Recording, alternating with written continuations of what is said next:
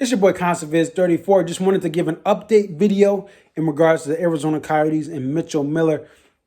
Again, I typically do music on this channel, but this topic is close to home for me. Watch the first video from a couple days ago, and it breaks down some of that. But as a hockey player who loves this game, I used to play through college hockey, club hockey, ended in 2012 for me. From about 97 to 2012, I played the game of hockey. I loved the game of hockey to this day. And now I'm a fan, season ticket holder of college hockey team here in Connecticut. NHL, the streaming service, NHL.TV subscriber. So I love the game of hockey as much as I love the concerts and the music that I talk about on this page.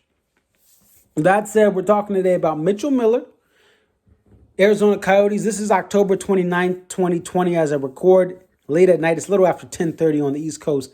So as of right now, the Arizona Coyotes have essentially, they've parted ways with Mitchell Miller.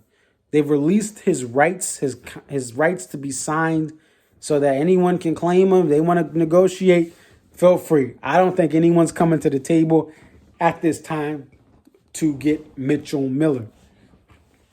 And the reason is there's a public backlash and outcry because of what Mr. Miller did. And to be fair, this is not a cancel culture or cancellation of Mitchell Miller. These are consequences for actions that he fully did not express enough remorse for. He wrote a written statement allegedly to the family of the victim. It was forced by the court. Okay, he had no choice. He wrote statements to every NHL team that he wanted to be drafted by. Well, of course he did, right? But there was no apology in the courtroom, according to court records, where the other bully who teamed up with Mitchell Miller to bully this black victim with mental disabilities, that other bully did break down in tears. He did verbally apologize to the victim. Not the same for Mitchell Miller. And there are rumors that we'll see what comes forward with evidence, but there's some people that are saying that Mitchell Miller bullied the victim after this happened. And that's a concern. We'll see what comes of that. But I want to make clear, people are saying, oh, we all make mistakes when we're young. And back when I was a kid, I did dumb things. I agree. I did some pretty stupid things in my teens. But what Mr. Mitchell Miller did is he assaulted a kid. He hazed a kid. And he said racially insensitive things consistently to a black boy with disabilities. So there are consequences for those actions. People lose scholarships over sipping a Keystone Light at a party for 2 seconds. And it gets on video on TikTok or Snapchat or whatever the kids are using these days. So people every day, people. There's a saying here just south of me in New York. People die every day, B, right?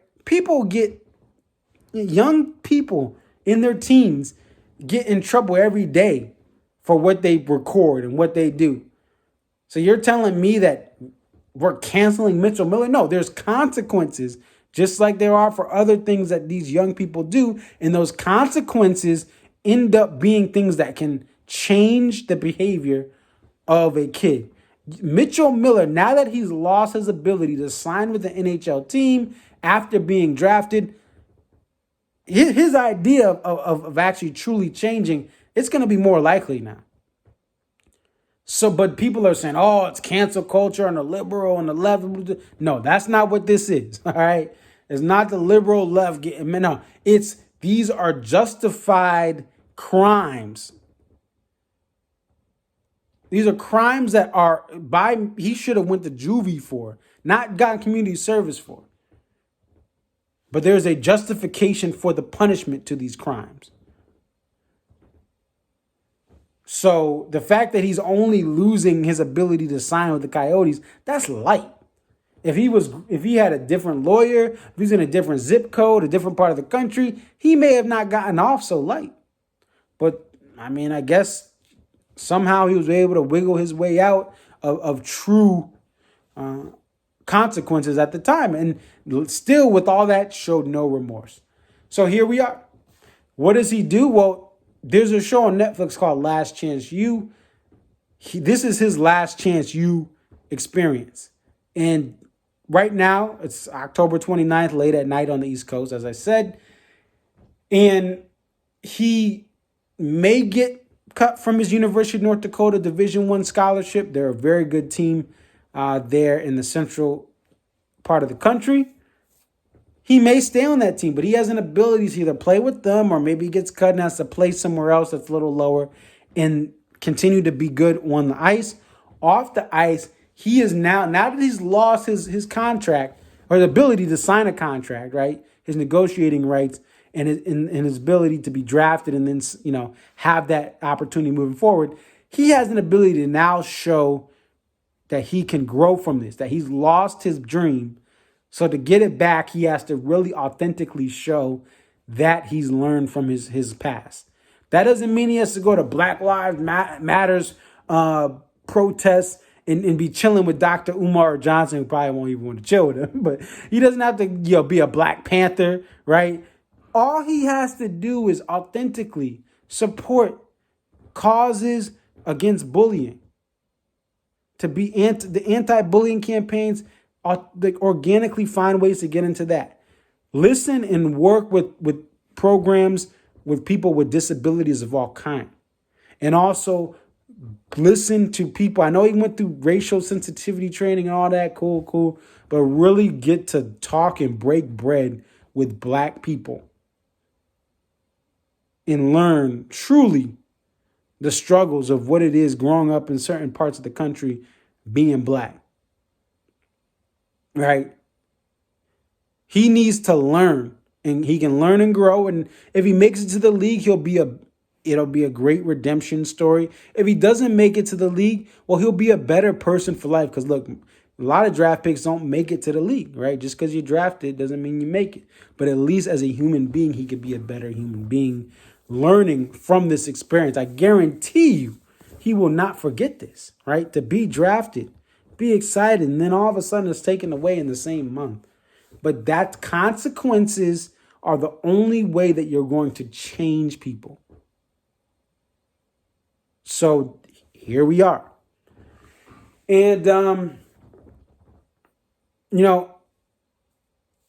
I really hope that as I record this video, I look to make some more videos, because the other part of this, other side of the coin is I don't want Black hockey players. I don't want parents of Black or biracial or girl, or you're a parent with a girl playing hockey, or a parent with a child who's part of the LGBTQ plus community. You're a fan that falls in any of those categories or any minority category in the hockey community. I don't want you to be discouraged to stop watching hockey. I don't want you to be discouraged where you stop playing hockey. Part of what will make things better is by continuing to persevere through the bigotry, through the sexist comments, through the racism, through the homophobia, through the transphobia, through any sort of adversity or hatred that you shouldn't face, but you face. Because as someone who's seen how it's impacted me along racial lines, who's seen my brother, who's 4 years younger than me, you thought 4 more years of progress in this world, that he would have a better experience. He actually faced it worse. But we are better people because of what we faced on the ice. And I'm going to make some videos, and I hope that people will be encouraged. And I may not be able, I only can speak with how I am as a Black male, but I hope it'll encourage people who may be discouraged by the fact that we hear hockey is for everyone, but fans in the crowd are saying things that aren't right for different groups of people. We have players on the ice from different groups that aren't as common to play the sport of hockey or enroll in hockey that are facing this adversity, hatred, bigotry, racism, sexism, every ism that there is.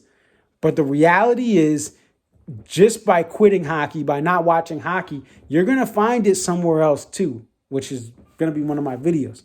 You'll find it in basketball, AAU. You'll find it in the in college football, in soccer, volleyball. There is racism. Even if you don't play sports, right?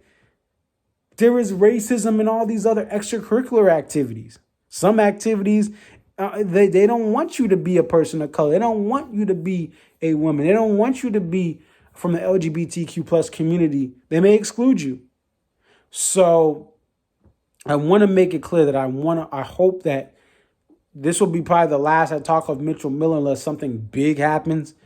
But I want to encourage, as I have these blogs about music, I also want to encourage the hockey community that feels like you don't belong, that you feel like you have been ostracized because of something about you or the way you are, that you just feel like you don't belong in hockey culture, because we're working to change it. And these consequences that have been laid down is part of that change.